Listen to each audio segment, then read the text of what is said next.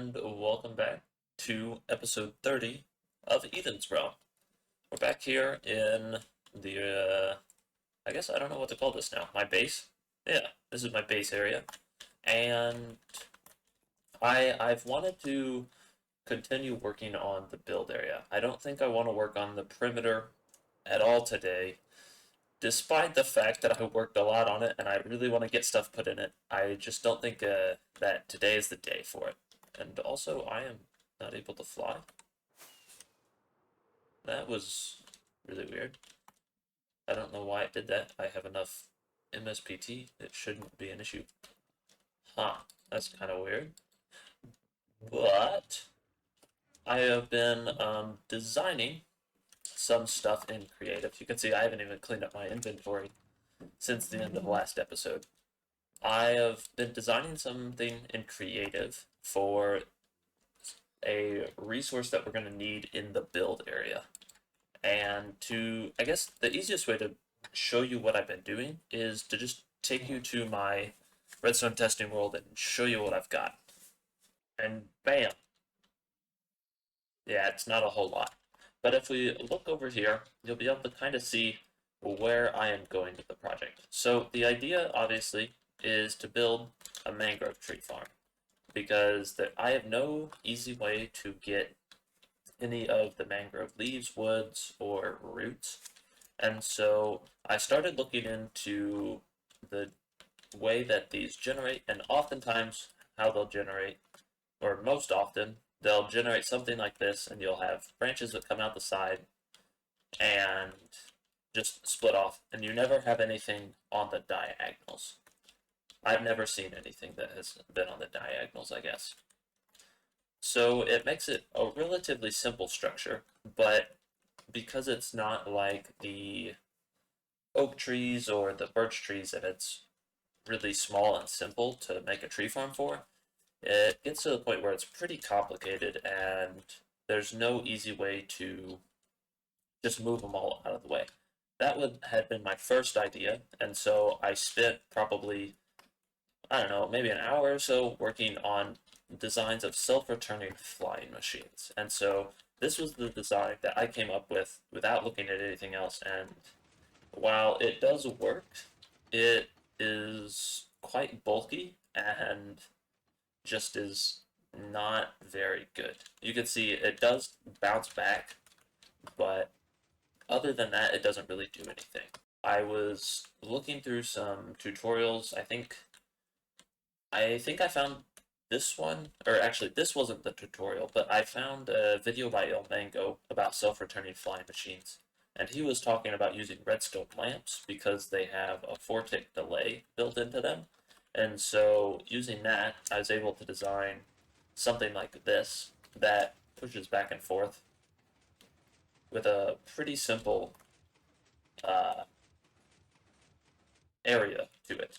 And it's not big and bulky like this one. Then I went on and I was working on putting in the pusher parts for it, but I then came and realized that it wouldn't work for the honey block version, because the plan was to have these side by side, and you can stack honey and slime because they don't stick together, and then you have your other components, and you can run everything side by side in most flying machines. But the issue with this is that honey and slime do not act the exact same. If we take a look here, let me grab an observer. We take a look here, you'll notice that they act actually pretty differently. And so slime is a full block, and so whenever I update this observer, it gets powered. But when I do that with honey, it doesn't work, which obviously is a big issue for this flying machine, because the pusher relies on that very heavily. So I went back to the drawing board and I came up with nothing. I worked through probably multiple different designs trying to make it so that I could just have slime flying machine pushers and all kinds of stuff, and I couldn't get it to work. Then I decided, well, if I'm not going to be able to move the blocks, I'm going to have to blow them up where they are. And I knew that the best way to do that would be able to push up the lower layer of blocks so that your mud down here doesn't get blown up, and then drop TNT from the sky. So I went on and I found another tutorial about a TNT duper by ENXO4 that he uses in one of his tree farms. So this TNT duper is super compact and it doesn't use any honey or slime, which is a big deal and it's really useful. But the nice thing is it just drops right out of it like that. So I had a contraption here and I was messing around with dropping it out of the contraption, and I basically got it to where I could just power this, and then it would drop it the right amount to where, excuse me, to where it doesn't blow up that mud block down there, which is obviously what we want. And then I went on and ended up hooking it up to something like this, where this piston here, what it will do is it will push this TNT block over along this line here so that it gets aligned perfectly and it falls down, and then I'll have broken a spot in here so that the TNT can fall all the way down to the bottom and blow it up. And so if we go ahead and run this, what you'll see is that that piston right there will push this falling TNT away. And we need that, while you could just have it drop out if you had one module, we need that because we need at least 2 modules. And so with this system, what we can do is we can stack the TNT modules right up next to each other, 5 blocks apart, and basically run them all at the same time, allowing us to blow up different layers of the tree. So what we'll do is we'll power the bottom one, and then we'll come in and power the top one. And in doing so, it'll blow up the tree layer by layer, which is super nice, and that's the idea. Oh, and occasionally, if you don't have muddy mangrove roots, the mud blocks will actually get blown up because the muddy mangrove roots have a higher blast resistance. I think if I can put dirt here, I don't know if dirt has the same blast resistance. I'd have to look up a table. But the muddy mangrove roots have never blown up for me, which is kind of interesting, but it is what it is. And you may be wondering why this obsidian block is here. This obsidian block is 15 blocks, I think, right? Or is it 20? Yes, it's 20. That obsidian block is 20 blocks above this block right here, which basically stops the system from growing a massive tree like that one you see over there, and it will keep it to smaller designs. And so I haven't automated any of this yet, but you just go ahead and power it, and it grows you a tree. And then what I'll do is I'll come up here, find this spot, and just go through, break all of the blocks, and then I'll trigger the TNT from up there.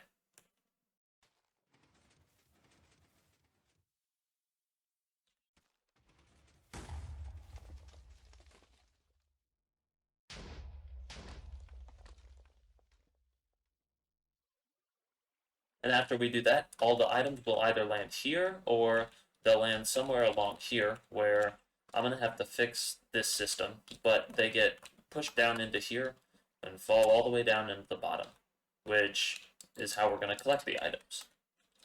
You see there's a little bit of stuff left over, but at the end of the day, it's really not that big of a deal because this is all insta-mineable with an axe, and it's super simple to clear out. And occasionally, you will have blocks left over, but they do not inhibit the growth of anything. Now, what I have to do is I have to wire everything up. And so I made myself a list just to kind of to visualize it and show you how I go through the process of building redstone farms.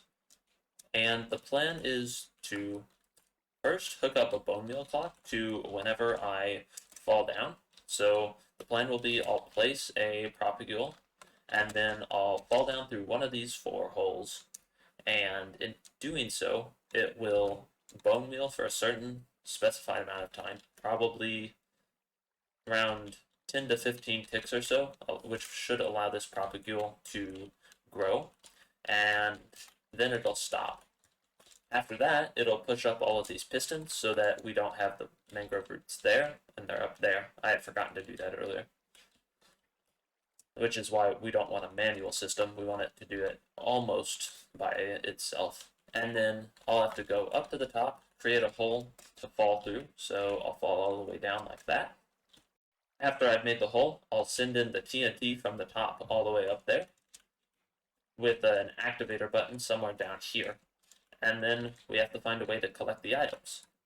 But once we do those, well, 4-ish things, this farm should be completely ready to go. Alrighty, and the farm is completely wired up. Everything is exactly how we want it, and I'll show you how it works. So basically, you just jump down here.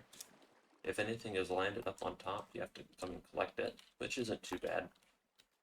And then you plant the mangrove sapling, come on down here, edge over onto that pressure plate, come all the way up to the top. A new tree will have grown. Come down here, find your spot, break through, do the same thing again, then hit the TNT duper, and then the TNT will fall down and blow up the tree. Awesome. It looks like it's working really well. I've been testing it for probably 20 to 30 minutes now, and there doesn't seem to be any major issues. Interestingly enough, I did look it up. Mud has a blast resistance of 0.05 or 0.5, whereas muddy mangrove roots have a blast resistance of 0.7. So you do need muddy mangrove roots here in the center, but I don't think you would need them on the outer edge. Although for now it's fine how it is. There wasn't that much headache to do the wiring, but it did cause a little bit when I was trying to fit in the water streams and make everything flush with the build, and I did fail. I have one block on the outside here, one block on the outside here, but these aren't components, they're just blocks to hold the water in. One of the most annoying parts was I had to stop using a tripwire because I realized that whenever items fell through, they were also triggering the tripwire, and so obviously it doesn't work if every single time that an item falls through, you're trying to bone peel a new tree. That doesn't really work that well. So I added in this system, which allows the items to fall. Oh, that's not how that works. It allows the items to fall into this water here, and they get sent off that way. But I can just edge slowly over onto this stone pressure plate, and then the piston will punch me, send me right along this way. I saw, I think it was a design similar to that on Ego's channel. I'm not 100% positive about that, but yeah. I can't remember exactly, but I do remember like it was a tree farm design with a piston pushing you over on ice or something. I don't remember. For the bone mealing process, we just have a simple 4-comparator pulse extender down here. Everything gets powered by this stone pressure plate, and also the piston gets powered by that stone pressure plate. Other than that, it's all pretty simple. After this goes off, what happens here is we run a signal to these two pistons, which allows this piston to extend first, and then this piston extends. And so on the rising edge of the circuit, whenever this powers up, you don't get a signal output here. But whenever the system here is falling or going down in power, this block will retract first, which causes everything to get powered, and then this block retracts. And so in doing so, it raises up all of the blocks here, which you can see is super simple, and it's a nice way to take a long signal and make it into one short signal at the end of a pulse length. So That's a really cool design if you need it. You just have to have a block here and have the redstone go up it so that it doesn't, so that this block blocks the signal. Other than that, that's just all powered to these pistons and these pistons here. The piston in the middle was a little bit tricky, but I was just able to run a redstone torch here off of it, and on the inside it gets a little bit messy, but there's just some redstone torch action that eventually powers the block that is right next to these three pistons.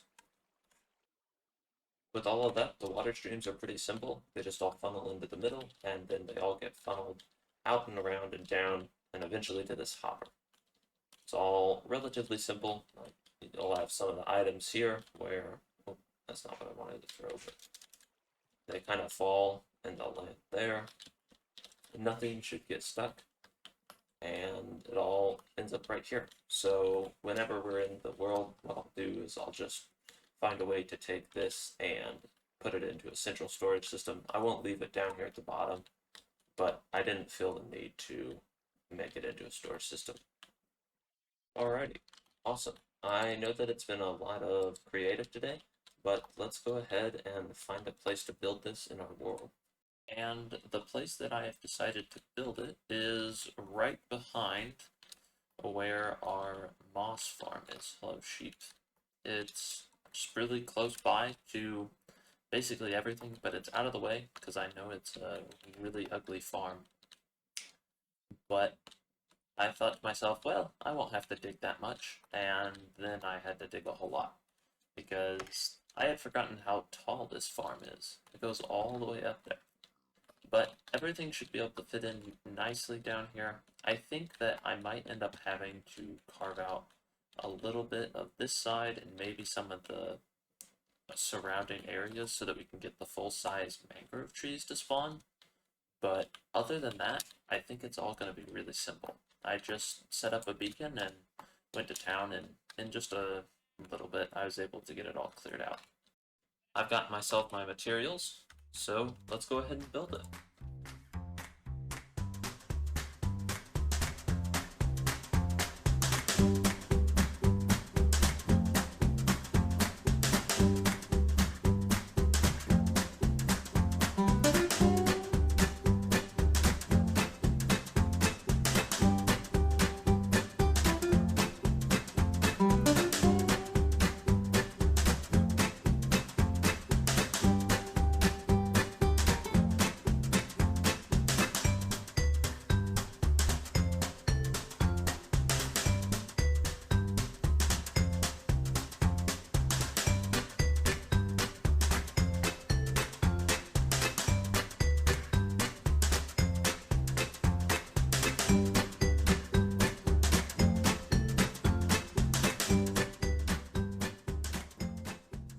And the mangrove tree farm is now working. You may have seen me running it. I ran it for about 20 minutes and we got a good amount. We got just under 3 stacks of logs and a ton of these mangrove roots, which is pretty cool. We obviously still get a lot of the leaves and some propagules actually. I actually made I think a bonus on the propagules, which is super nice. We'll have those for whenever I want to come and use the farm again. So I'm super happy with it. There are a couple of small things that I want to change that I've just noticed as I've been working on this.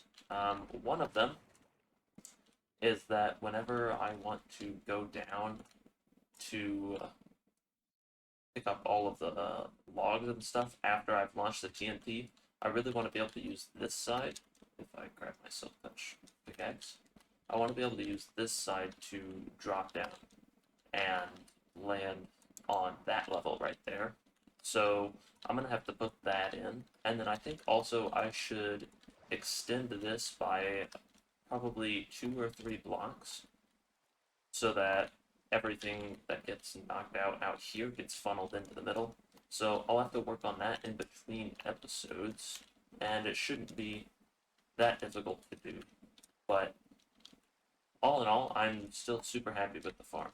I will plan to put a Lightmatica link in the description I need to figure out how to do that, but I'm going to fix all the issues that I have with this farm, and then uh, make a Lightmatica of it, clean it up, and then I'll put the Lightmatica online, so that if you ever want to build this farm yourself, you can.